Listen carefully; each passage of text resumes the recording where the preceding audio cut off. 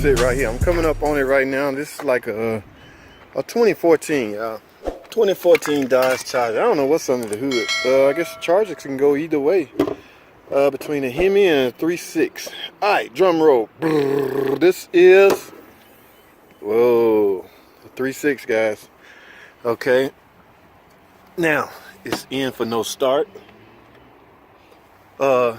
Spins over. It's not a no crank, guys. It's different between a no crank and a no start. This one's will not start. It spins over, they say.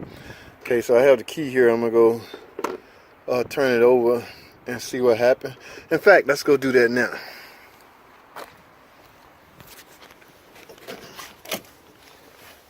All right, test light right here. Somebody's been diagnosing stuff. Let me see what we got.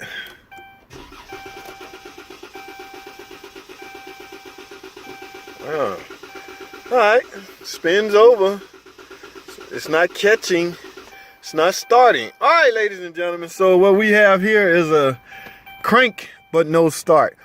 Now, a little basics. All right, as you know, or as you probably should know, or if you don't know, we about to discuss it real quick.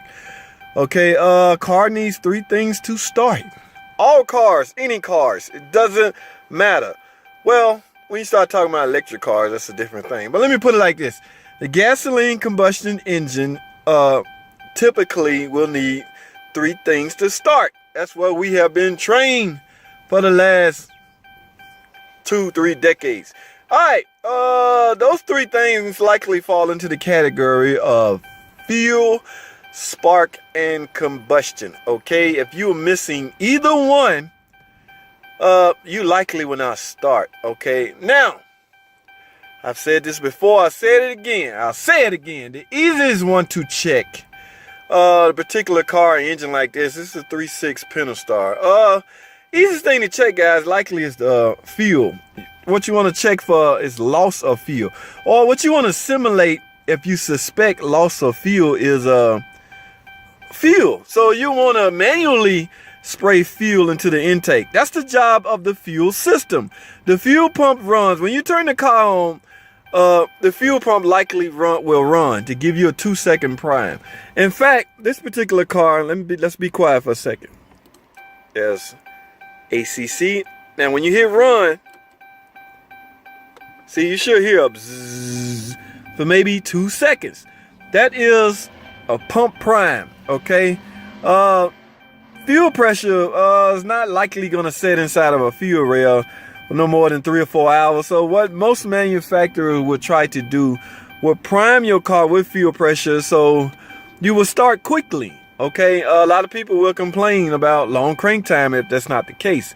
So that feature been in place for a long time, guys. All right, so I didn't hear that. Bzzz.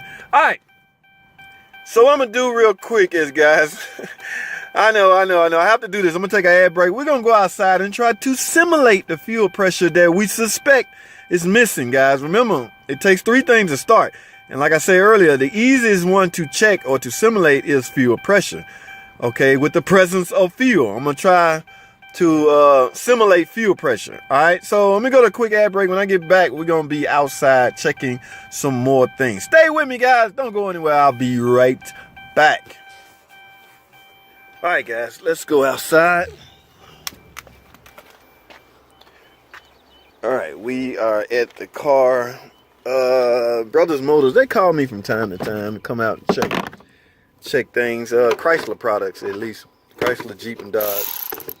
I think the mechanic is not here today, so I come out and troubleshoot every now and then. Let's get this air cleaner duct off so we can gain access to the throttle body, because what we want to do is spray some throttle body cleaner.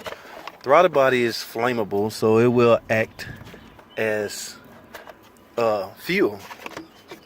The same thing the injectors do. The injectors will simply spray in the form of a mist of fuel into the intake. Got to get the fuel into the intake in order for combustion to happen. All right, so I'm gonna open this. I'm gonna open this and spray some fuel down in here. Now, if I spin this car over and it starts, ladies and gentlemen, we have basically verify that the car is likely not getting fuel. Okay, let's see what happens. I don't hear the bzzz, no prime, so let's see will it start. Yes, y'all hear that? Okay, ladies and gentlemen, what we have basically verified is that the car likely is not getting fuel pressure, okay? Now, fuel pressure or the fuel system comes, the heart and soul of the fuel system is the fuel pump, ladies and gentlemen. Yes, the fuel pump. And this particular pump in this particular car, as you know, they're located in different places from car to car. This one happens to be in the tank, actually. I have yet to see a fuel pump on the block like in the past. Okay, I haven't seen one of those in a while. So most of the newer cars have fuel pumps in the tank. Now you can gain access to this pump from the rear seat. Okay, so you don't essentially have to drop the tank or anything like that.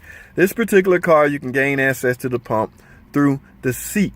Now, that's the heart and soul of the fuel system. That has to work, ladies and gentlemen, for cranking. I mean, it doesn't matter how much gas. Matter of fact, she mentioned that she had a full tank of gas, so she can't be out of gas. That has nothing to do with it. So what we have to do now is, now keep in mind, guys, and I want you to follow me here. This does not automatically mean that you need a fuel pump. A lot of guys make that mistake. These computers are now so sophisticated to where any particular module could snatch away power supply or ground from the fuel pump. In other words, it don't want the car to even start or run. Okay, so you can't automatically assume because you're not getting fuel pressure that your problem is a fuel pump. What you need to do at that point is verify that the power supply and the ground is getting to the fuel pump. Fuel pump motor. Now, this is the only good time you can call an item a motor because that's exactly what it is, an electrical motor. The fuse pump motors, I get kind of, I don't know. I guess I've been in the dealer too long. People call engines motors and things like that. I have to adjust myself to YouTube terminology. All right. So this is one time you can call this item a motor. It's a fuel pump motor. Has to have 12 volts power supply and a ground in order to operate. So even if that pump is not running, if it's not getting power supply or ground, it doesn't matter. It's never going to run. It's not going to run anyway. So you can keep replacing that pump. I had one guy tow his car and he put 5 fuel pumps on it. Buddy, obviously fuel pump is not your problem. He neglected to check for power supply and ground. Whatever will make the item in question run has to be there. Doesn't matter how new the particular part is. In this case, the fuel pump. Okay? That's why I want you guys to be careful, man. Don't just throw fuel pump in it. Check and make sure you have power supply and ground. Now, the particular scan tool I have a way to actuate the fuel pump system. Okay? I can make my scan tool tell the computer to turn the fuel pump on. That is when I go to the connector, fuel pump connector, and verify if I have power supply and ground. If I do, then yes, I can assume the fuel pump is my issue. If I have power supply and ground at the connector. Yes, the fuel, at that point, you have a so-called bad fuel pump. All right.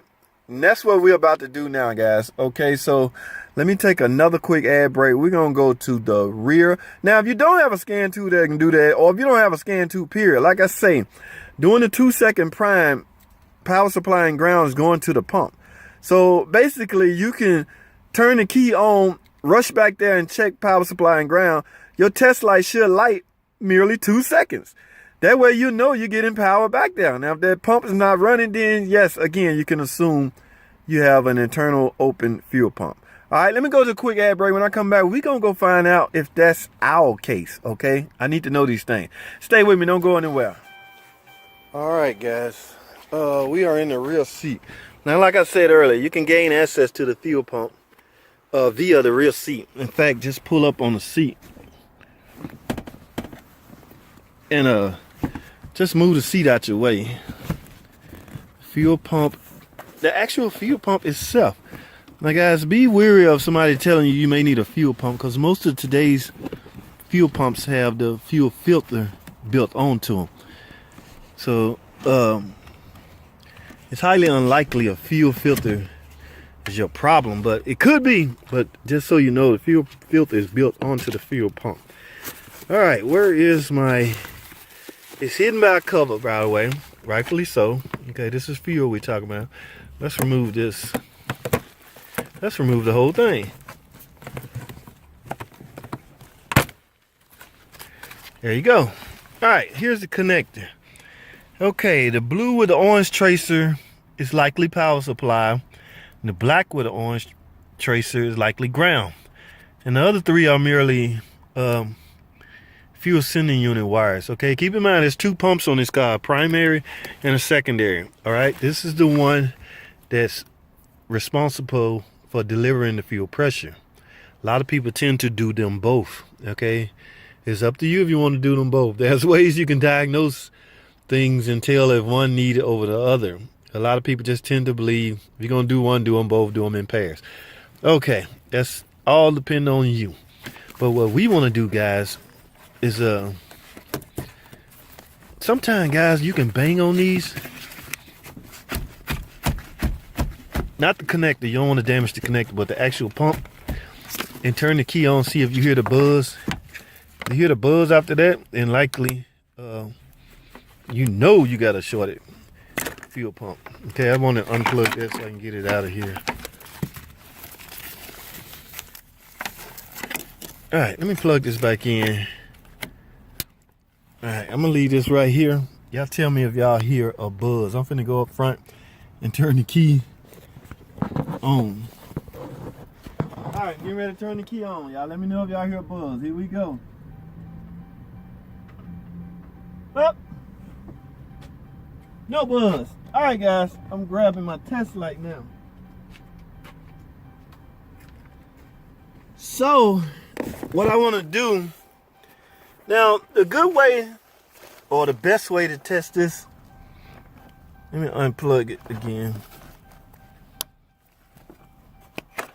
is grab your pen, some kind of electrical pen, because I wanted to stab. Y'all see how they put these side by side? That's, wow, that is crazy.